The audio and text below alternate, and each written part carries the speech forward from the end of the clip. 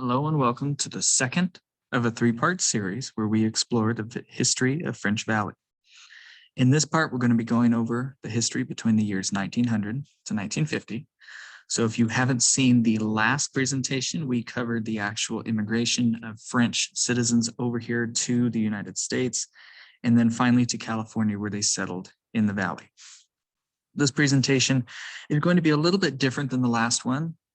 Most major events in history are going to take place just in one slide, and we won't be exploring them very much in depth because only a few of them actually have real relevance to this area in particular. But we are going to start out in the American Wild West. So I've added this just as a general way to describe the American West and to describe the debate that's been raging over when exactly the Wild West was. So most people accept that the American Wild West began in 1865, just after the end of the American Civil War, and lasted to either 1890, which is when the Census Bureau officially closed the frontier region. They did that because of a growing population. The ease of coming west was now much easier than it had been years prior. Obviously, we had the Transcontinental Railroad that was now in play. We had a connection of roads. We had a connection of trails that were pioneered in the decades prior. So as the screen says, that was a period of only 26 years. However, some historians argue that the Wild West was much longer. Some people say that the Wild West started in 1607 with the first European explorers reaching west and went as late as 1920. Now, scholarly circles tend to believe that the 1865 starting point is very good. That is predominantly when the American Wild West started. And the 1890 ending point, that is a little bit of conjecture. A lot of people say that 1920 is a better ending point because that's when the population boom actually plateaued. That's when you had a lot more technological innovation that had come forward and was really settling this area. So not that this necessarily means anything for this region, but we are starting our discussion in the American Wild West. French Valley is definitely a product of westward expansion and manifest destiny. And yeah, so for just a little bit of food for thought for everybody who's watching today, as we are still debating when exactly the Wild West was. But we do know that where we are was definitely a part of the American Wild West. And we had all of the cowboys, the gunslingers, about everything you can imagine was in this area. All right, so now that we have that out of the way, let's look at a few of the reasons why the Wild West ended. And there is one in particular that we're going to look at today, and that is the invention and the widespread use of barbed wire. So you see pictured on your screen, Mr. Joseph Glidden. He patented in 1874 a design for a wire that's twisted in among itself, and it has two barbs that protrude, and you can see that in the upper left-hand corner there. Native Americans often referred to it as Devil's Rope, and you may be asking yourself why barbed wire of all things ended the Wild West. Well, when you look at the actual way that you can use barbed wire, it made cattle rustling extremely difficult. It made homesteaders able to cheaply and effectively fence in their property, letting everyone else know what was theirs and what was not. And it was very cheap. It was very effective. And it's so effective that even today in 2021, if you go out anywhere in the United States or even abroad, you will see the widespread use of Glidden style barbed wire.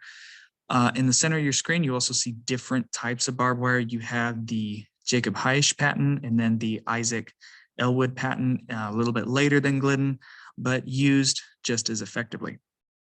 And a lot of people say that this is what ended the Wild West. It's what ended the wild part of the Wild West. Everything was fenced in. Everything was now able to be cordoned off. It was now able to be harder to rob from. It was harder to steal cattle. Like I said before, it was harder to steal horses. It was harder to get onto somebody's land without their permission. And if you did, odds are that they would know exactly where you got in or exactly where you were at any given time. Another thing that ended the Wild West was the movement and the widespread use of marshals, sheriffs, and showmen, what we see here.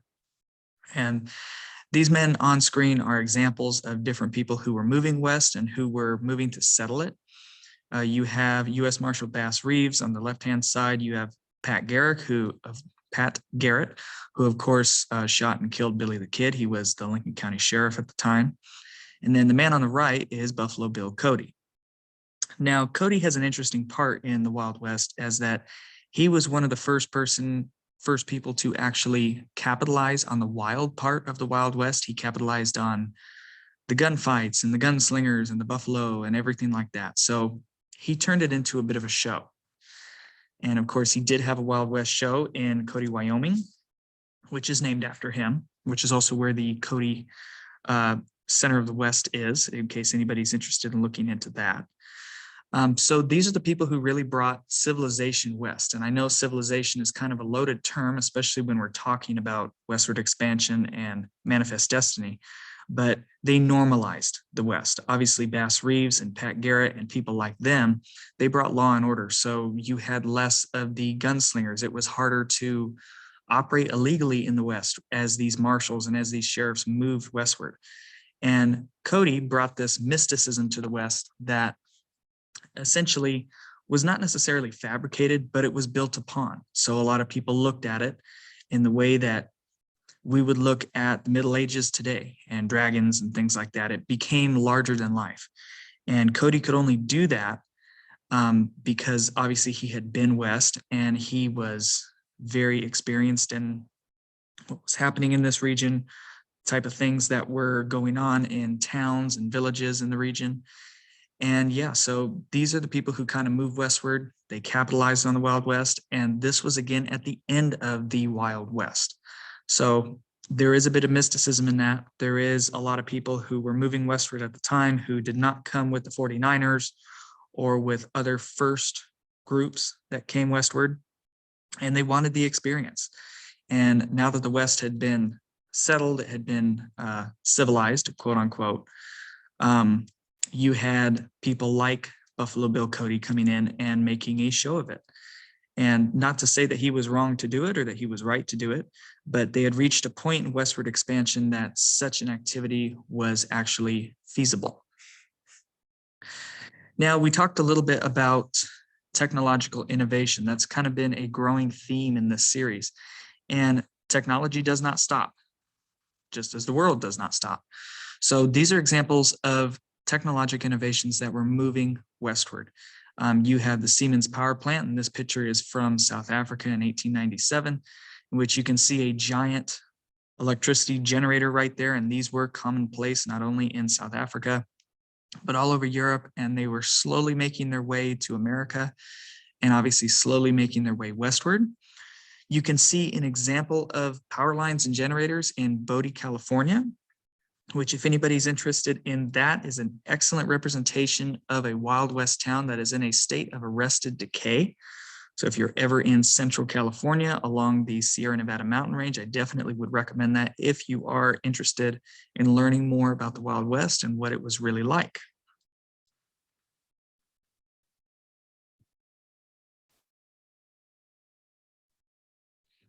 All right, so now let's look at the technological innovation and the evolution of technology that was happening here where we are today. And all of these pictures come courtesy of the French Valley Historical Society. So they are all local pictures, what you're going to see. Many of the families that you'll see in these pictures still reside here in the local area, and many of them still farm on these regions. So on the upper left-hand side of your screen, you'll see a manual grain harvester circa roughly the 1880s.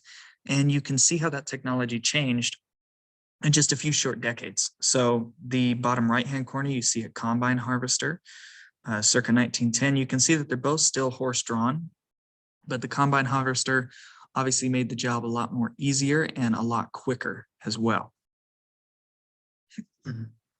You can also see examples of the innovation in, let's say, farming equipment up at the left-hand side. So as opposed to having a horse-drawn tractor cart or something of that style, now you have gasoline-powered equipment. You can see a picture of the Winchester Train Depot, which is a very vital junction for French Valley and for the farmers of the region. That was obviously how they got their grain to market. That was how they made a lot of their money, was by outsourcing their grain to other places. And in the bottom of your screen right there, you can see a team of horses pulling a grading machine. They are grading Washington Avenue, and that road is actually still there. It's built right on top of where those two gentlemen and those horses are standing, and that is circa 1914, as the picture says. And this is one of the other reasons why the Wild West ended, is right here, which was the population boom. So you obviously did have people coming to California in certain waves and certain eras. The population in California in 1870 was just a little bit over 560,000 people, as opposed to 1900, where the population grew enormously to 1,485,053. If you look at just Riverside County, in 1870, it's estimated that the county had roughly between 1,500 to 2,000 people. And I say estimated because Riverside County actually was not formed until 1890. It was formed out of the San Bernardino County, which at that time was massive. And in 1900, we know from the US Census that it was roughly 8,000. Exact numbers are actually kind of hard to come by as far as population, but you can see a massive jump in the amount of people who were here. And this wasn't just with people who were being born here necessarily. This was with a lot of people who were still coming west.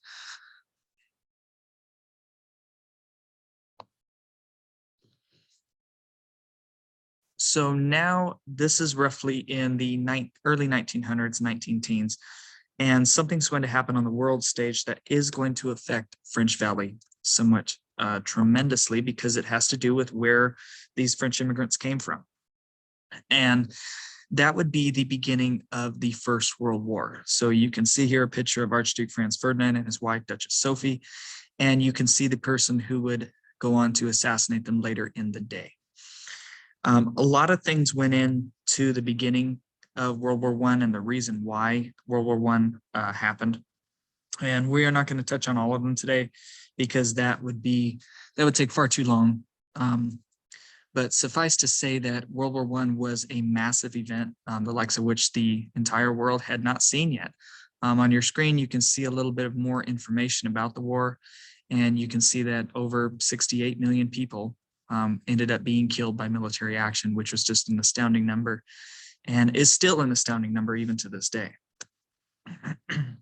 So why does it affect French Valley? Well, in our last episode of French Valley history, we saw where the people of French Valley actually came from. And they came from a region known as the Alsace-Lorraine region of France. One of the major cities in that region is Strasbourg. So World War I was mostly fought along the Western and Eastern fronts, as many of you probably know. And save these trench systems, not a lot of fighting occurred outside of that area, but there were certain pushes and certain advances that really devastated a lot of areas. You can see that Verdun was right there, Metz was right there, Belfort, and of course, Strasbourg. Strasbourg was affected by the war somewhat, but the main effect that the war had on Strasbourg is that now France once again claimed it. So in the War of 1870, the war that brought the French citizens over to the United States and then over to California, France had lost Strasbourg because they had lost that war against Imperial Germany. Now Imperial Germany had lost the First World War, and the French had reclaimed the Alsace-Lorraine region. To give you some examples of what the French Valley citizens' homeland looked like, this is an example from the Battle of Verdun, which you can see lasted between February 21st of 1916 and December 18th of the same year, with casualties upwards of 734,000. Likewise, this is the Battle of Cambrai, which is also the first battle in which armored vehicles were used, lasted between November 20th, 1917 to December 6th of the same year, with casualties upwards of 130,000. America wouldn't enter the war until April 6, 1917, and it's estimated that over 4 million troops were mobilized for action in the First World War, although the number of those that actually made it over to Europe in time for fighting was significantly lower. Even then, though, America did suffer over 53,000 casualties as a result of military action. And this is where French Valley kind of comes into play. So this is just one example of many, many people who signed up to serve in the First World War. This is a picture of Burt Milholland, who is third from the left, and a few of his friends after leave, on leave after World War I, and this photo was taken in 1918. And it does highlight two specific things. One thing is that the people of French Valley did go over and fight during the First World War. They felt the need to serve their country, the United States of America, and go over and support our interests and fight for our allies. The other important thing to note is that even though a lot of the people who went over to fight were probably first generation Americans, naturalized, natural born American citizens, they saw themselves staunchly as Americans, not as displaced French. And this goes back into our last presentation as well, that once the French immigrants came here to the United States, they saw themselves as nothing but American, as red-blooded Americans. And this would be a continuing factor in how they process the events that would come to pass in the early 1900s from World War I and even beyond, to the things that we are going to talk about next. And of course, the next thing we're going to talk about after the end of World War I is the Roaring 20s. And we tried to pick out a few pictures here that highlight what the 20s were like for French Valley. So you see the Burrell farm tractor there in the center of your screen. Again, technology never stops, no matter what. So the tractor that you saw a few screens ago, that was very simple, very small. Now it's morphed into this giant tracked vehicle.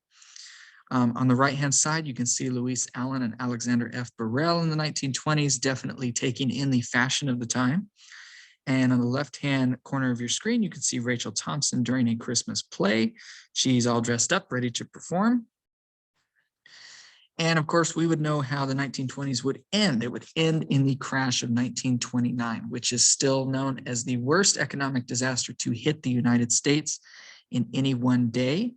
And if you'd like to read more on that, I have a small infographic right there for you to read. And I also have some related stuff in case you want to take a look more at what the Great Depression was all about.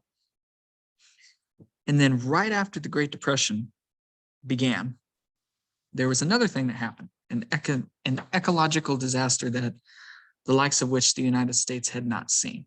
And we classify it now as the Dust Bowl. And really not a lot is talked about of the Dust Bowl anymore. It's kind of sad to see that such a momentous event has been forgotten, especially in the wake of all of this newfound interest in climate change and interest in how our climate affects us on a macro and a micro level. Again, please pause if you want to go ahead and read the infographic I have written there. And I do have a little bit of more information on Dust Bowl. Ken Burns' documentary, The Dust Bowl, is an excellent source of information for pretty much anything you want to know about what happened during this time period. Now, with the Great Depression full swing and also the Dust Bowl happening at the same time, times were hard, especially in rural communities across the United States. Obviously, you had a lot of the Midwest population moving to the West or moving to the East to try to find jobs in the cities or try to find a farm to work here in the rural areas of California. And it would be unfair to say that French Valley was unaffected by either event. Obviously, times were hard. Times became harder during this period than they had been previously or than they would be prior. But life did continue. So you can see pictures of French Valley families and French Valley residents here going about their daily lives. They're still farming. They're still talking to one another.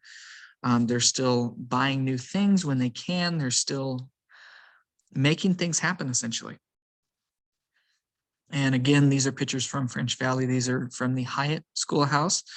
And you can see that maybe the costumes are not as illustrious here as they were in the 1920s that we saw prior, but things are still continuing. The children still had lunch together. They still performed plays. They still did all the things they would normally do at school. And again, things went on, things continued. Some businesses were hurt more than others in French Valley. So, and this is a good example of it. The gas station you see on the left-hand corner fared quite well through the Great Depression and the Dust Bowl, versus the Blackmore building on the right-hand side went through some tougher times, especially due to the Great Depression. And it should be noted also that the Dust Bowl, while it was a massive, massive disaster for the United States and for the farming communities, the Dust Bowl really did not affect California in the same way it would affect states such as Oklahoma or Wyoming or many of the Midwest states. Obviously, we did have some dust clouds reach as far as Los Angeles and San Francisco, but a majority of that environmental damage was done in the Midwest zone of the United States. So what the rural communities here would have felt would have been economic more than environmental in regards to the Dust Bowl. And of course, that would not have helped them, especially since they were also going through the Great Depression at the time as well. So finishing up that on the Great Depression and the Dust Bowl, we go into what would be another momentous thing to happen in this time period. So September 1st, 1939 is widely regarded as the beginning of the Second World War. That is, of course, when the German Chancellor Adolf Hitler launched a surprise attack on Poland, which would be known as the Blitzkrieg. And World War II would become the deadliest conflict in human history. And as you can read there, between 70 to 85 million casualties, which is 3% of the world population in 1940. It's staggering to think about the human cost of war and the amount of people who were wiped out during this conflict. This really did change human history in a very profound way. And it affected French Valley as well. It affected the people who had served in the war, which we're going to look at in a little bit. And it affected how they thought about it, because again, these are still people who at the time they still spoke French. You had some people here from Switzerland, you had some people here certainly from Germany, from Austria, from Hungary. And this, while it was happening on an entirely different continent, it really did affect them a lot. Maybe not in the same way it would affect somebody living in Paris or in Lyon, France, or in Strasbourg, but it did definitely affect them as far as seeing their fellow countrymen, the country that they had come from, suffering so greatly. And of course, on December 7, 1941, the United States would be attacked by the forces of Imperial Japan. And that would then mean that on December 8th, Congress and the President, Franklin D. Roosevelt, declared war on both Japan and Germany. And again, if you want to learn anything else about World War II, we have an extensive collection of materials on the Second World War, both in audiobook, in movies, in books, in all different types of media. And we were just talking about the veterans of the war, and these are two of them. This is Commander William James McBurney and then Dean Rice. There were a lot more veterans than just these two individuals who served in the Second World War. Most of the records for the people who served still reside with the families, and that's perfectly fine. They don't exist online. They don't exist in any public archive, although we are trying to get a more complete picture of those who had served and those who perhaps did not come back from the war. But at any rate, we are always grateful for their sacrifice. Now, during World War II, French Valley had a very unique role to play. And it was the same role that many rural communities played during the Second World War, and that was the role of supplying the military war machine. So there's a famous quote that an army marches on its stomach, and the same is true today as it was all those many, many thousands of years ago when the quote was said.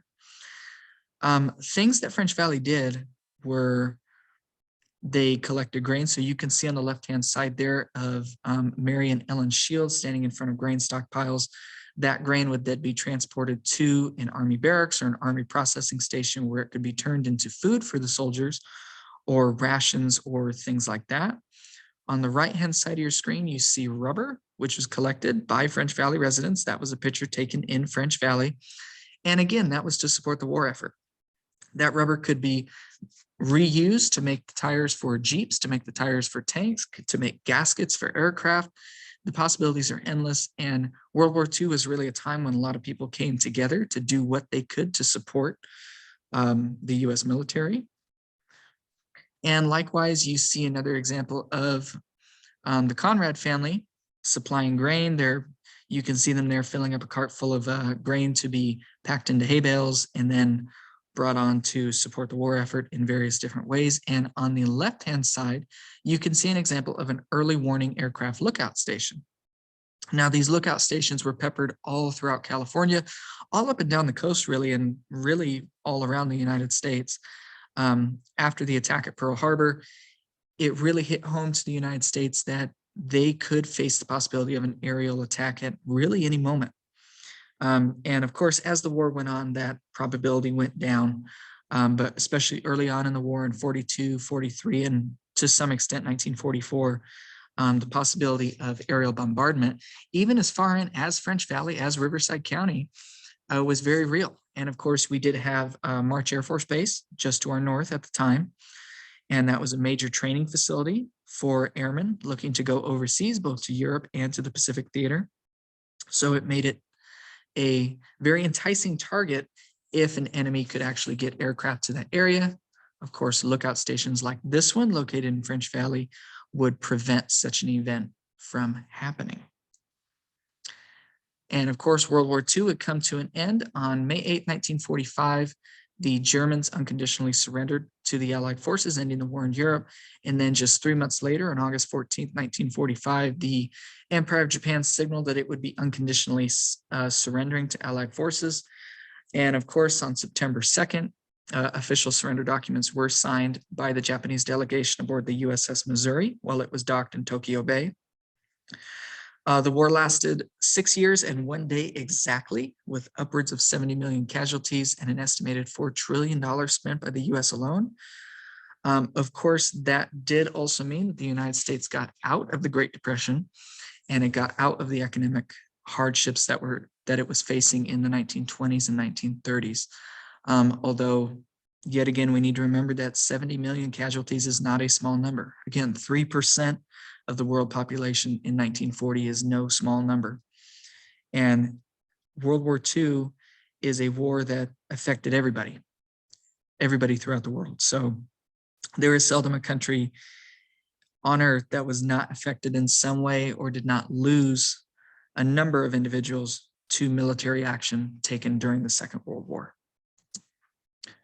Now, as we move out of 1945 and into the final years in the presentation, we can see that a lot of changes were happening. So post-war, a lot of the GIs came back, they needed new jobs. They were presented with a wide range of new programs, stuff like that, to really get people back in the workforce. And one of those things, and it was started in the 30s as well, was a renovation of America's infrastructure system. Obviously, a little bit later on, you would have President Eisenhower and the highway system. But before that, you would have electricity being spread, as you can see here. This is in 1947. This is a picture of electrical poles going up in French Valley. They did have electricity beforehand. Most of it was probably hydroelectric power that was coming off of the many rivers and stuff that was nearby, and it was pretty localized. So one farm or another might have a hydroelectric power station they bought to power their own house, or even a windmill that could power something. But for the most part, there was not wholesale electricity in the valley until 1947, and it was serviced by the Paris district of the Southern Sierras Power Company, which of course then turned into Pacific Gas and Electric, which then turned into the Edison Power Company that we know and have today. And on the bottom right-hand side of the screen, you'll see a dance that's being held in French Valley up by the area around Lake Skinner, where Lake Skinner is now. Things returned to normal relatively quickly in French Valley. There was some adjustment period needed to get used to producing for themselves again, for becoming self-sufficient. Obviously, prices of grain, prices of commodities they were sending out changed when the military no longer needed them anymore. But of course, the end of the war was a wonderful thing to come to French Valley. Everybody was home, everybody was safe, and the world could get on with their lives. So looking ahead, as this slide says, we're looking to explore the next segment of history in French Valley, which will stretch from 1950 to modern day. So that's going to affect a lot of us here watching this presentation today, because it's going to show what happened from 1950 to today. And there was a lot of things that happened from 1950 to today. It's going to outline some landmarks that you may or may not be familiar with, and it's going to show exactly how much this area changed in just that short amount of time. So we would like to thank you for listening. And we would like to extend a very special thank you to the French Valley Historical Society, and very specifically Miss Mary Milholland of the French Valley Historical Society. Without their contributions, without their pictures, without their stories, and without all of the documents we have, we would not be able to do this presentation. So we are very, very grateful for all the contributions made. And I know a few members of the French Valley Historical Society are in this photo right here. I will not name them or point them out.